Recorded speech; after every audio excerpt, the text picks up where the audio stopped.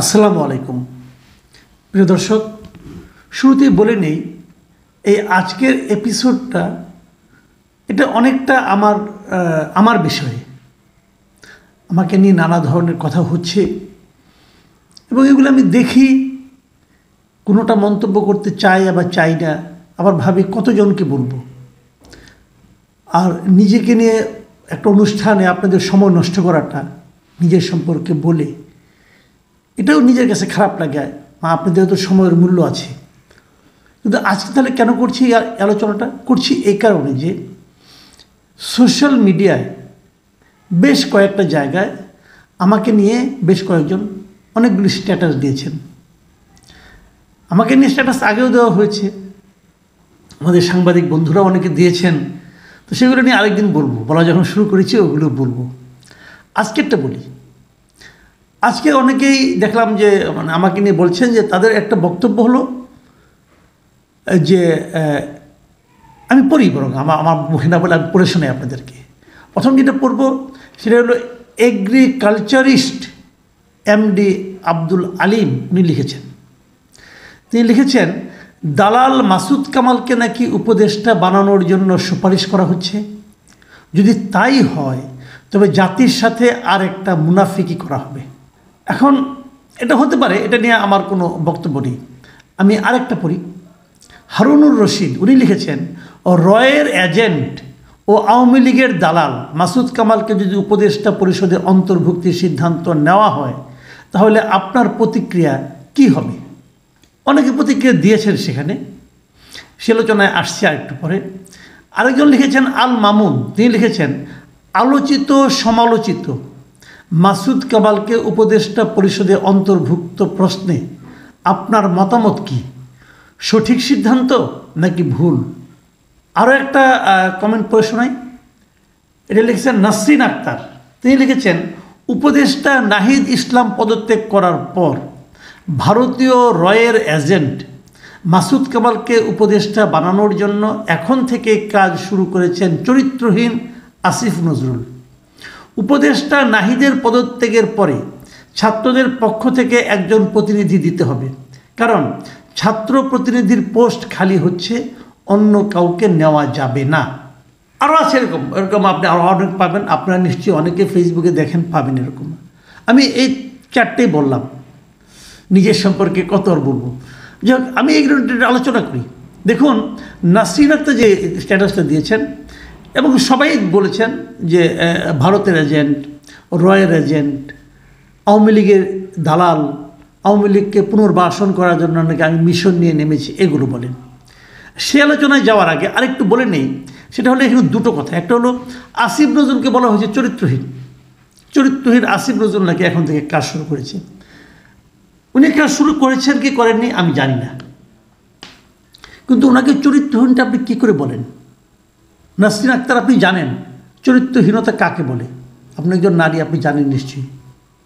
আপনি আসিফ নজরুলকে চরিত্রহীন বলছেন কি, কিসের উপর ভিত্তি করে? সেরকম পর্যাপ্ত ডকুমেন্ট কি আপনার কাছে আছে? আর চরিত্র জিনিসটা কী রে ভাই? উনি একজন সম্মানিত ব্যক্তি। এরকম সুইপিং কমেন্ট করার মাধ্যমে কি হয় জানেন? আমরা আমাদের পরবর্তী জেনারেশনকে, ছোট ছোট বাচ্চাদেরকে এগুলো শিখাই।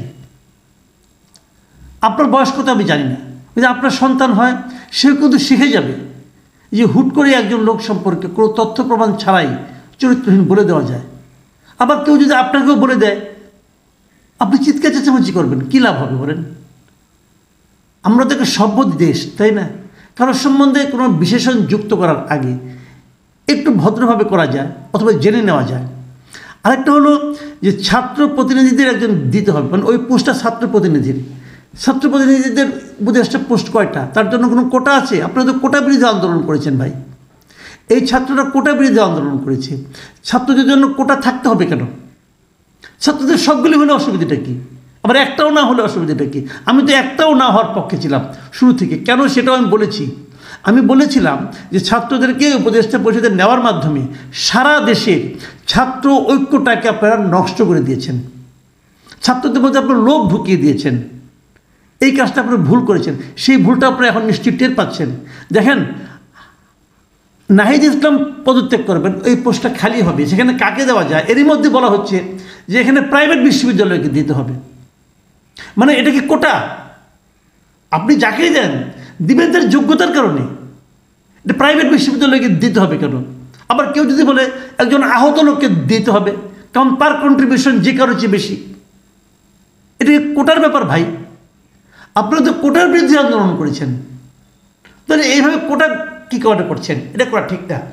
যাই হোক, সে আলোচনায় আমি যাব না, আমি আমার মূল আলোচনায় আসি। এক নম্বর হলো, মানে এইগুলি বলার মাধ্যমে এক ধরনের ন্যারেটিভ তৈরি করা হচ্ছে যে মাসুদ কামালকে উপদেষ্টা বানানো হবে অথবা হওয়ার চেষ্টা চলছে, তাই না? হলে কি ক্ষতি হবে সে আলোচনা হচ্ছে, কিন্তু তার মানে চেষ্টা চলছে তাকে উপদেষ্টা বানানোর, তাই না? এই প্রসঙ্গটা আমি একটু বলি। দেখুন, আমাকে উপদেষ্টা বাড়ানোর চেষ্টার কোনো অর্থ হয় না। অর্থ হয় না কারণ এই ব্যাপারে আমার সঙ্গে তো কোনো আলোচনা হয় নাই, আমাকে কেউ বলেও নাই, জিজ্ঞাসাও করে নাই, আমি জানিও না। তো আমার জানার বাইরে কেউ কিছু করলে সে করতে পারে, আলোচনা করতে পারে, এটা নিয়ে আমার কোনো আপত্তি নাই।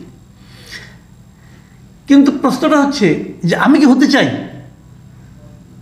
আমি যখন শুরু থেকে এই গভর্নমেন্টের বিভিন্ন কর্মকাণ্ডের সমালোচনা করেছি, তখন অনেকে আমাকে বলেছেন, অনেকে আমাকে লক্ষ্য করে এরকম সুইপিং কমেন্ট করেছেন যে ওনার মনে বড় খায়েশ ছিল, উনি উপদেষ্টা হতে চান, হতে না পেরে এখন সরকারের সমালোচনা করছেন। অনেকেই বলেছেন, দেশের থেকে বলেছেন, দেশের বাইরের থেকেও বলেছেন। আমি আর নাম না বলি, নাম বললে আবার অনেকে দুঃখিত হন। অনেকেই বলেছেন এরকমভাবে যে আমি নাকি হতাশ হয়ে পদ না পেয়ে এগুলো করেছি। এটা নিয়ে RTV-তে একবার আমি একটা টক শোতে ছিলাম, তারাও আমাকে জিজ্ঞাসা করেছিল যে আমাকে যদি কোনো সরকারি দায়িত্ব দেওয়া হয় আমি কি যাব? আমি তখন যা বলেছিলাম এখন আপনাদেরকে তাই বলি। আমি সচেতনভাবে বলছি যে আমি কেন যেতে চাইব, আমি কখনোই যেতে চাইব না। কারণ কেন যেতে চাইব না সে কারণটা বলি। প্রথমে বটম লাইনটা বলি যে ভাই, আমার উপদেষ্টা হওয়ার কোনো খায়েশ নাই, কোনো খায়েশ নাই, আমার নিজের থেকে তো কোনো চেষ্টাই নাই। কেউ যদি চেষ্টা করে থাকেন তাকেও সবিনয়ে বলবো যে আপনি আমাকে ভালোবাসার হয়তো জন্য চেষ্টা করেছেন, কিন্তু আপনাকে বলি আমি যাব না। আমি কোনো সরকারি দায়িত্বে যাব না, সরকারি পদের কোনো দায়িত্বে আমি যাব না, সরকারের বেতনভোগী কোনো কাজ আমি কখনো করব না, আজকেও করব না, আগামীতেও করব না। আপনারা নিশ্চিত থাকতে পারেন, আমাকে নিয়ে টেনশন করেন না ভাই, আমি আমার মতোই আছি। আমাকে আমার কাজটা করতে দেন। আমার কাজটা কি সেটা আপনাদেরকে আমি ব্যাখ্যা করে শোনাচ্ছি একটু পরে। কেন যাব না? আমি একটা সহজ হিসাব বলি আপনাকে, কেন যাব না। যাব না এই কারণে যে এই কাজটা আমি শিখি নাই, আমার বয়স হয়ে গেছে ভাই। আমি 35 ইয়ার্স সাংবাদিকতা করি, 35 ইয়ার্স। তার আগে আমি সাংবাদিকতা বিভাগে পড়াশোনা করেছি। তার মানে গত 35 বছর ধরে আমি সাংবাদিকতাই করি, আমি তো আর কিছু শিখি নাই। আমি আর কিছু করতে পারবো না, আমি এটাই পারি, আমি এটাই করব। সাংবাদিকের মূল কাজটা কি? সাংবাদিকের মূল কাজ হলো ক্ষমতাকে প্রশ্ন করা। আমি ক্ষমতাকে প্রশ্ন করি। সাংবাদিকের মূল কাজ হলো সরকারে যারা থাকে তাদের ভুল ভ্রান্তিগুলো নিয়ে সমালোচনা করা। আমি এই কাজটা করি এবং আমি বলি আমি মেরুদণ্ড সোজা রেখেই করি। অনেকে বলছেন, এখন অনেকে বিপ্লবী হয়ে গেছেন, কিন্তু এখন বিপ্লবীরা শেষ বাংলাদেশে। আগে আমি বলতাম আওয়ামী লীগ আমলে রাস্তায় 10 জন লোক হাঁটলে পরে 10 জন লোকের সঙ্গে যদি আপনি ধাক্কা খান, সেই 10 জনই আওয়ামী লীগ করতো। এদেশের 10 জনের মধ্যে 10 জন লোক আওয়ামী লীগ করতো এক সময়। ওই শিবিরের লোক আওয়ামী লীগ করতো, আওয়ামী লীগের দলের মধ্যে ঢুকে পড়ছিল, ঢুকে আওয়ামী লীগ করতো, আওয়ামী লীগের ছদ্মবেশে থাকতো। আর এখন সবাই বিপ্লবী, এখন সবাই ফ্যাসিবাদ বিরোধী, সবাই 10 জনের মধ্যে 10 জনই। সিম্পল কথাটা বলি, বেশি দূর যাওয়া দরকার, নিজের ঢোল নিজে পেটাতে চাই না। 5ই আগস্টের আগে মাসুদ কামালের কি কি ভিডিও আছে ইউটিউবে গেলে সার্চ দিলে পাবেন। 5ই আগস্টের আগে, জুলাই, জুন, মে, এপ্রিল, দেখেন না পূর্ববর্তী 1-2 বছরের ভিডিওগুলি দেখেন। আমি মাসুদ কামাল যতটুকু বলেছি দেশে বসে, আর কে কয়জন লোক কতটুকু তার অর্ধেক বলতে পেরেছে, তার 3টা নাম দেন আমাকে। আমি দেখা মতো 2 জন লোকের নাম দেখি যারা বলতে পেরেছে। ডক্টর জাহিদ বলেছেন, কিন্তু ডক্টর জাহিদুর রহমান বলেছেন, আমি অস্বীকার করব না, উনি বলেছেন। কে কে বলেছেন আপনারা খুঁজে বের করেন। আরও অনেকে আছে, আর 2-1 জন আছেন, কিন্তু আপনি দেখেন তার অর্ধেক পরিমাণ কথা কে বলেছেন। ইউটিউবে সব আছে ভাই, চেক করেন। আওয়ামী লীগের দালালি মাসুদ কামাল কখনো করে নাই, এখনও করে না। আমি বিএনপির দালালিও কখনো করি নাই, এখনও করি না। আমি এই সরকারেরও দালালি কখনো করি নাই, এখনও করি না। পার্থক্য একটু যে আমি এই সরকারটাকে আমার নিজের সরকার মনে করি। এর ব্যাখ্যা আমি দিয়েছি কেন আমি সরকারের সমালোচনা করি। আমি ব্যাখ্যা দিয়েছি, সরকারের ভালোগুলি প্রশংসা করেছি, যেগুলো আমি মনে করছি তারা ভুল করছে সেটা আমি বলেছি, শুরুর দিন থেকেই বলেছি। যখন এই উপদেষ্টা পরিষদ গঠন করা হয় তখনই আমি বলেছি এই উপদেষ্টা পরিষদ আমার পছন্দ হয়নি, আমি বলেছি। আপনারা সবাই পছন্দ করতে পারছেন এই উপদেষ্টা পরিষদকে? পছন্দ হওয়ার মতো উপদেষ্টা পরিষদ হয় নাই, তো বলেছি রে ভাই, সবই বলছি। যারা ভালো কিছু হয় তখনও বলি, যখন খারাপ কিছু হয় তখনও বলি। উপদেষ্টা হতে না পাওয়ার বেদনা থেকে বলি না, সাংবাদিক হওয়ার কারণে নিজের মধ্যে যে চিন্তা কাজ করে, নিজের মধ্যে যে অনুভূতি কাজ করে, নিজের মধ্যে যে পেশাগত দায়িত্ববোধ কাজ করে, সেখান থেকে বলি। এটাই আমার স্বভাব। আপনারা দোয়া করবেন আমি যেন বাকি জীবনে এই প্রশ্নটাই করে যেতে চাই। আবারও বলি, সাংবাদিক হিসেবে আমার প্রধান দায়িত্ব হলো ক্ষমতাকে প্রশ্ন করা। আমার দায়িত্ব হলো যারা সরকারে থাকবে তাদের ভুলগুলো ধরিয়ে দেওয়া এবং ভুলগুলি করতে থাকলে তার সমালোচনা করা। যদি কেউ ভালো কাজ করে, সে আমার শত্রুও হতে পারে, তার প্রশংসা করা। আওয়ামী লীগ প্রসঙ্গে বলি, এটা বলে শেষ করি। আমি আওয়ামী লীগের প্রত্যেকটা করাপ্ট লিডারের বিচার চাই, প্রত্যেকটা করাপ্ট লিডারের।